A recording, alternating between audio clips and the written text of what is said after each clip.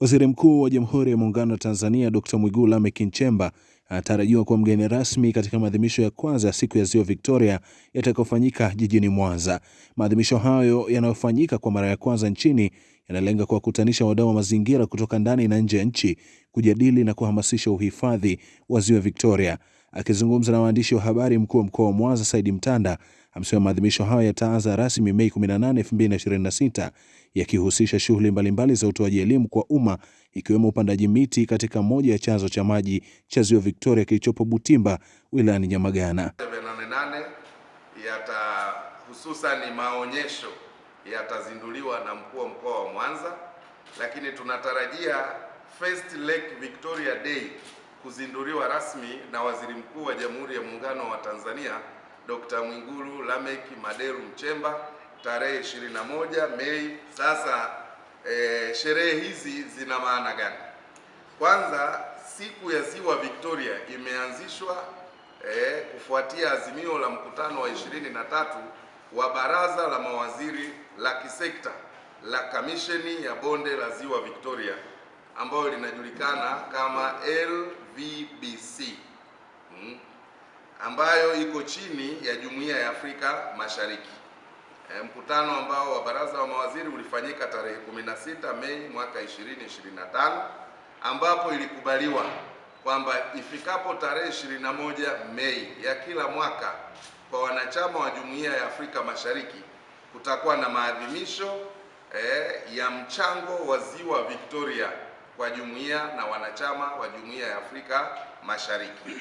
Kwa hivyo kuanzia mwaka huu sasa, ambapo maadhimisho haya ya kwanza yanafanyika, ndio maana inaitwa First Victoria Day, Lake Victoria Day, kwamba kwa mara ya kwanza sherehe hizi na maadhimisho haya yatafanyika Tanzania au Jamhuri ya Muungano wa Tanzania, Tanzania tukiwa mwenyeji, na wizara itakayosimamia swala hili ni Wizara ya Maji kwa kushirikiana na wenzetu wa Bonde la Ziwa Victoria ambao ofisi zao ziko hapa Mwanza, na kwa kushirikiana na ofisi ya mkuu wa mkoa wa Mwanza, na kama tulivyosema na wenzetu wa Jumuiya ya Afrika Mashariki. Kwa upande wake, mkurugenzi wa Bodi ya Maji Bonde la Ziwa Victoria Dr. Renatus Shinu amesema maandalizi yamekamilika, huku akisisitiza kuwa Tanzania inamiliki zaidi ya 51% ya eneo la Ziwa Victoria.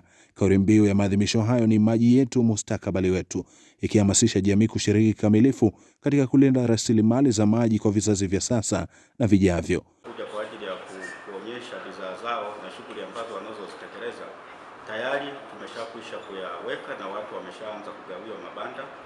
Na kwenye eneo hili labda nitoe wito kwa wananchi na wadau wengine ambao hawajafika kule, basi waweze kufika, wanaweza kupatiwa mabanda kwa ajili ya kuweka bidhaa zao, ili kusudi kesho mgeni rasmi anapoenda sasa kufungua maadhimisho haya ya kilele ya siku ya kwanza ya Ziwa Victoria, basi wadau wawepo wa kutosha kwenye mabanda yetu, kwa sababu tayari yameshaandaliwa na yako kwenye viwanja vya 88 Nyamagoro.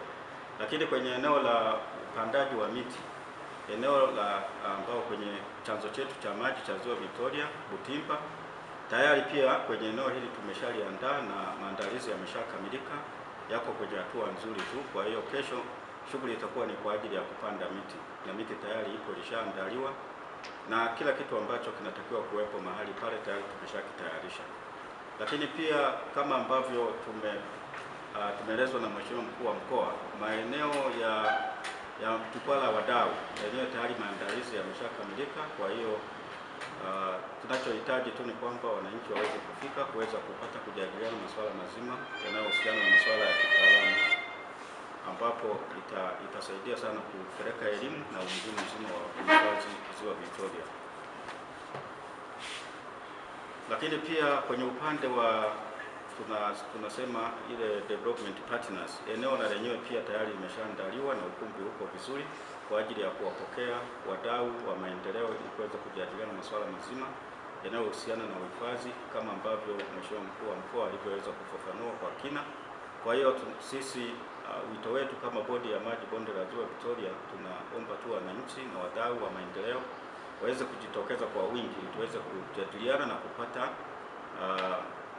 kupata maelezo ya kina yanayohusiana na uhifadhi na utunzaji wa chanzo cha. Mimi ni Bosco Melody wa Global TV. Ili kuwa mwanafamilia bora wa Global TV, usisahau kusubscribe, like, kushare na kucomment.